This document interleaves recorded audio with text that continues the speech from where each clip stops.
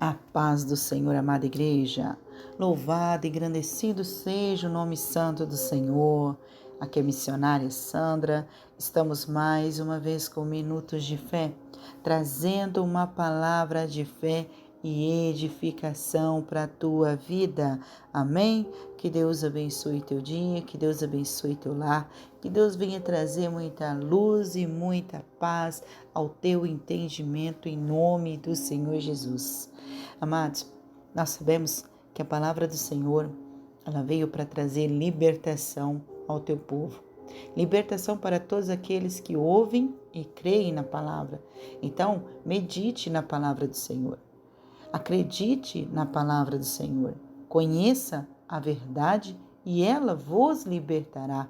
É a palavra do Senhor que traz libertação ao nosso entendimento. Não é o que ouvimos das pessoas, mas sim o que ouvimos do Senhor. Deus usa os teus servos para falar conosco e ali o Espírito Santo, se assim nós deixarmos ele trabalhar, assim ele trabalhará em nosso ser e nos convencerá do erro, do pecado, gerando em nós um arrependimento que gerará transformações em nossa vida, convertimento, libertação. Então, ouça a palavra, mas peça a concordância do Espírito Santo para estar falando contigo neste momento. Amém? Hoje nós vamos meditar no estudo de Provérbios do livro do capítulo 20, tá certo? Hoje, 20º dia, e nós vamos estar lendo este capítulo. Amém? Vamos estar lendo o verso 1 e o verso 3. Às vezes, muitas pessoas acham esse texto meio polêmico, mas do 20 até o 23, 25 mais ou menos, eles vão estar falando sobre isso, sobre esse tema mais polêmico, tá? Mas deixa que o Espírito Santo fale com você, tá? Deixa agora seu sistema de crença de lado, deixa o que você aprendeu até agora de lado, mas ouça o Espírito Santo que ele vai trazer coisas novas em tua vida, amém? E que o Espírito Santo traga concordância ao teu coração. Amém? Vamos ler o verso 20, capítulo 20, verso 21 ao 3. O vinho é escarnecedor e a bebida forte alvoroçadora. Todo aquele que por eles é vencido não é sábio. Como o bramido do leão é o terror do rei. O que lhe provoca a ira peca contra a sua própria vida. Honroso é para o homem o desviar-se de contendas, mas todo insensato se mete em rixas.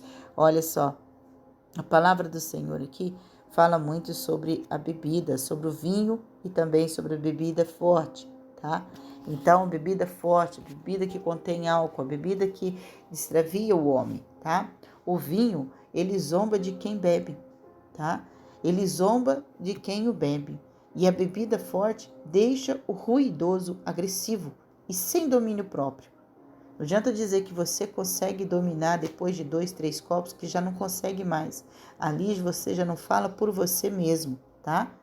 Então, toma cuidado com isso. Bebidas que se embriagam, elas costumam levar a grande miséria e também sofrimento. Elas desencaminham as pessoas e fazem com que pratiquem atos tolos e também abusivos. Por quê? Porque o senso perde todo, porque sai fora de si. Embora a Bíblia ela mencione o valor medicinal de pequena quantidade de vinho, como está lá em 1 Timóteo, né, falando sobre isso, não há dúvida de que seu uso excessivo e de que qualquer forma de embriaguez acabe se tornando uma armadilha a um elemento de destruição. Apesar que tudo isso também foram expressamente proibido para o povo de Deus o seu uso de bebidas alcoólicas, tá? É expressamente proibido para um cristão. Por quê? Porque você não vai ser mais um exemplo. Se você se embriaga com vinho, com bebida forte, você já não é um exemplo mais. Então não adianta você vir com cobrança com a palavra, ou seja, você vai pregar só a parte da palavra? Não. Um pregador ele tem que pregar toda a palavra, um cristão tem que pregar toda a verdade, toda a palavra. Doa a quem doer. Se você não foi liberto ainda, então precisa ser liberto, tá? Para que Deus venha fazer de você um grande instrumento do Senhor. Amém? Alcoolismo. Alcoolismo ele se torna uma escravidão, né, da pessoa. A Bíblia ela admoesta com clareza sobre as consequências da ingestão de bebidas fortes. A sociedade de hoje ela incentiva a ingestão de álcool em quase todas as ocasiões. Beber não está limitado a quantidades específicas, a determinados rituais ou épocas do ano.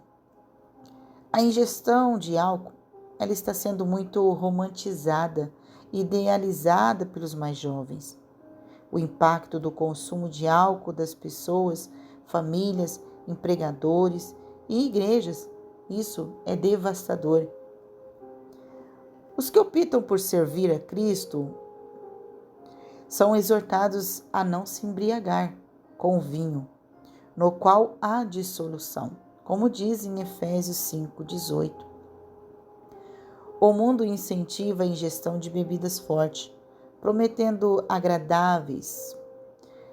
momentos agradáveis, né, a essa pessoa.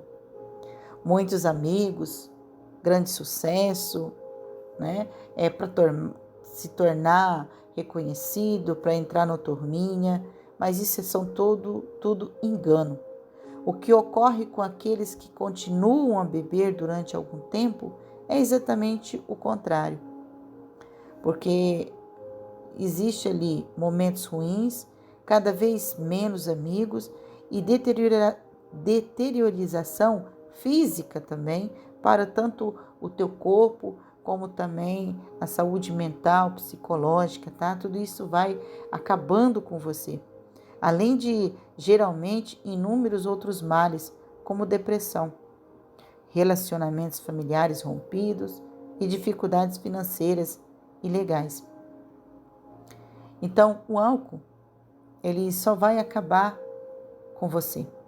O álcool, ele vai gerar uma dor profunda, porque no momento pode ser maravilhoso, pode estar cheio de amigo, numa roda de amigo, uma felicidade ali, você esqueceu os problemas, mas e quando acaba tudo isso? Quando acaba, a pessoa vê a situação financeira que está, as dívidas que está, o relacionamento que é só briga por causa disso. Aí a pessoa faz o quê? Ela quer mais um pouco daquele momento que ela estava. Se eu ficar no bar é melhor, porque eu não vou ter gritaria dentro de casa, não vou ter mulher enchendo o saco, e é isso. E a pessoa acaba se aprofundando cada vez mais, querendo mais. É uma droga, é como uma droga. Então não adianta a pessoa que bebe também criticar uma pessoa que usa droga. É a mesma coisa. E uma coisa chama a outra, tá? Porque uma hora aquele tanto de bebida já não vai mais lhe fazer sentido e você vai querer outras coisas para poder esquecer os problemas, para esquecer a dor dentro de você, para esquecer a tristeza dentro de você. E isso vai se tornando um vício na tua vida, tá? E aí você se acaba. E então, tome cuidado com isso, tá? A abstinência não é só possível como desejável por dois motivos. Primeiro, o indivíduo que bebe talvez não seja capaz de tomar a resolução de parar de beber, até depois de já estar viciado. Fatores genéticos, físicos e emocionais determinam a capacidade de um indivíduo parar de beber depois de uma ou duas doses. Segundo, o incrédulo, ele precisa enxergar no cristão um exemplo de Cristo, que prefere ser cheio do Espírito Santo, porque os cristãos descobriram que o Espírito é suficiente para preencher suas necessidades emocionais. O cristão, ele tem que ser exemplo.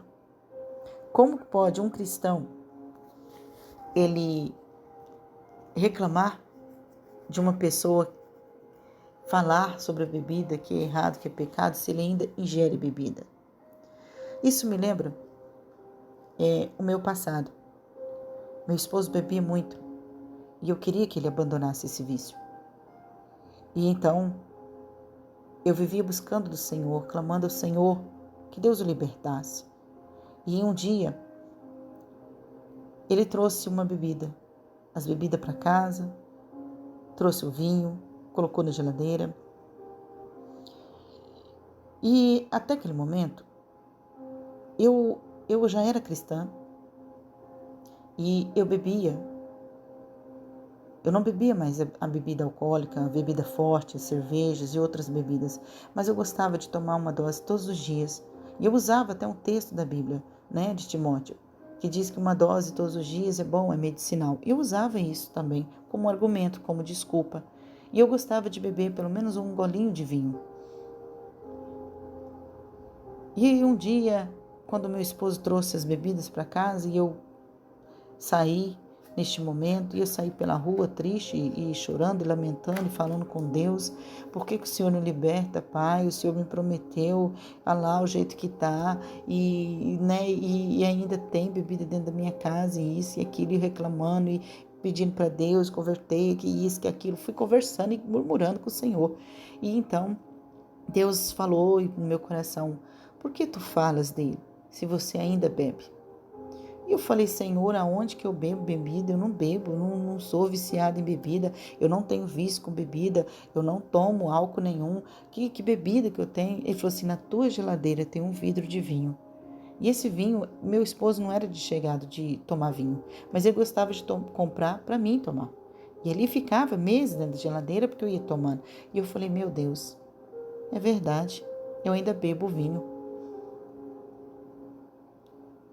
E naquele momento me caiu a consciência, o Espírito Santo me convenceu que eu estava fazendo a mesma coisa. E se eu queria pregar para ele, falar para ele sobre a libertação da bebida, o quanto era importante viver sem a bebida, eu teria que começar sendo exemplo. Eu tinha que ser esse exemplo. Eu tinha que parar com a bebida. E então eu falei, Senhor, a partir deste momento, eu não vou mais beber. E olha, cheguei em casa, a bebida estava lá. E ele ficava para mim, você não vai beber? Eu falei, não, hoje não. Aí, no outro dia, estava lá de novo. E foi ficando. E ele falou para mim, por que você não está bebendo? Eu comprei o vinho para você e você não toma. Aí eu falei assim, eu não bebo mais. Eu não vou colocar nem um gole mais de álcool na minha boca. Seja a bebida que for, eu não vou colocar. Aí ele falou assim, até quando? Vamos ver. E foi deixando aquele vinho lá. E ele ficou na geladeira durante meses. Até que ele viu realmente que eu não bebia. E ele disse, eu vou jogar fora. Ou então eu vou dar para alguém. E até o meu cunhado foi lá e tomou. Acabou tomando essa bebida. Mas foi a partir daí que eu entendi que se eu queria ministrar sobre libertação de vício, eu primeiro tinha que ser liberta do vício. Eu primeiro tinha que ser liberta por completo na minha vida. E enquanto eu fiz isso, tomei uma decisão na minha vida, eu entendi a palavra do Senhor, eu tomei posse da palavra do Senhor, eu tomei uma atitude na minha vida, eu dei um basta, jogando tudo aquilo fora da minha vida, limpando-me, e então fui liberta. E quando eu fiz isso, eu comecei a ter mais paciência com meu esposo, e Deus foi me dando estratégias para lidar com a bebida, até que eu vi o meu esposo liberto da bebida. E já tem mais de 19 anos que ele não põe a bebida mais na boca, que ele é liberto. Eu vi a promessa de Deus sendo cumprida através da minha obediência para com o Senhor. Então, se queremos ver alguém liberto do vício da bebida, precisamos ser exemplo do vício, da libertação do vício. Então, se liberte dentro da palavra do Senhor. O primeiro passo é tomar posição, é querer. Se você ouvir a voz do Espírito Santo, obedeça. Obedeça ao Senhor. Amém? Então aqui a palavra do Senhor, ela nos instrui. Ela nos mostra que a bebida não faz bem, principalmente para um cristão. Nós não precisamos usar argumento nenhum. A própria palavra, ela vai nos dizer. Ela nos mostra aqui que temos que ser libertos totalmente desse vício nas nossas vidas.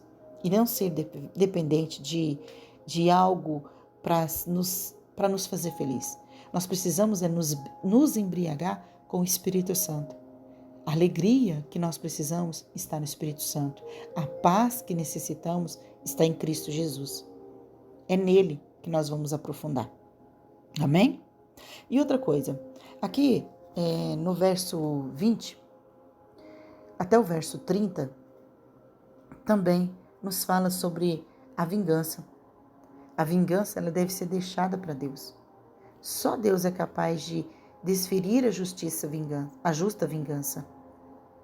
A libertação do justo, ela envolve um julgamento do perverso.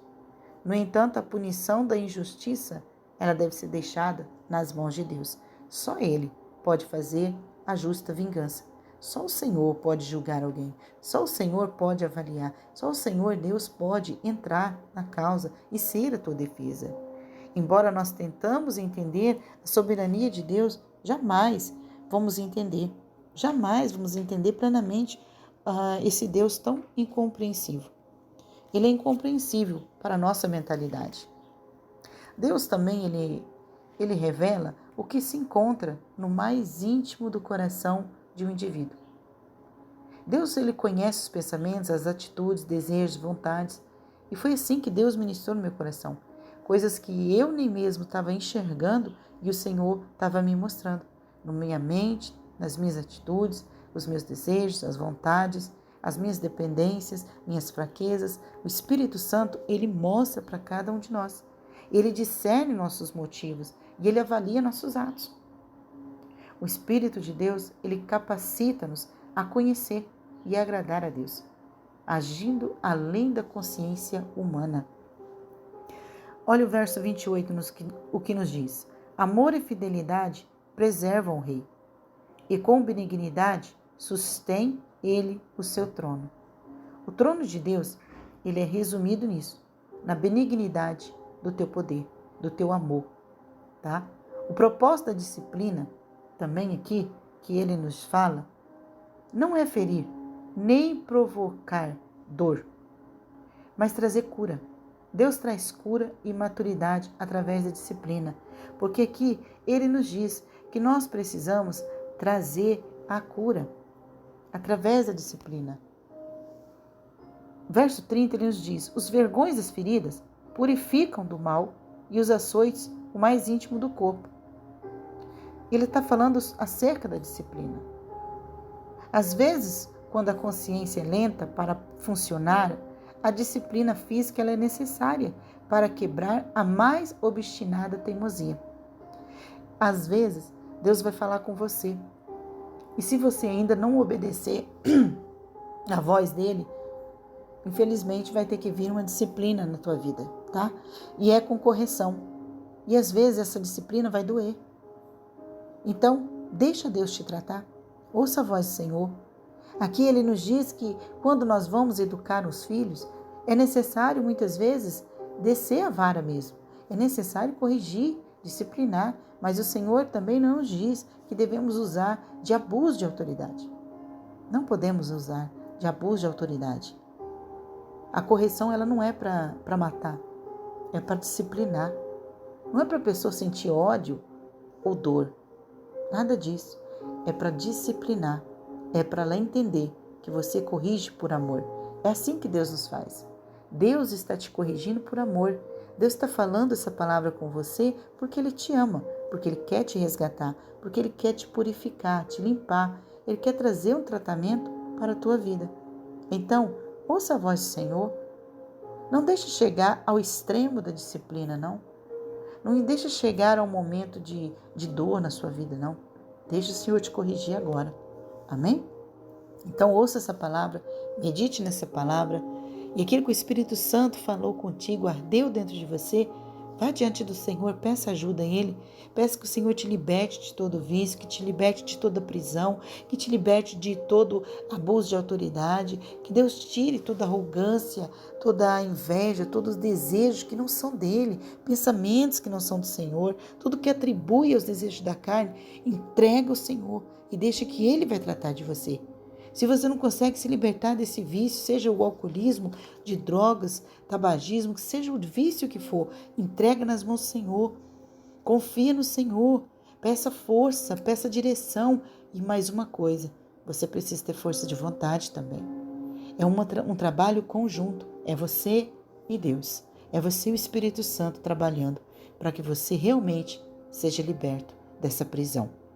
Amém? A palavra ela vem para te confrontar e depois te libertar. Mas peça ajuda ao Espírito Santo.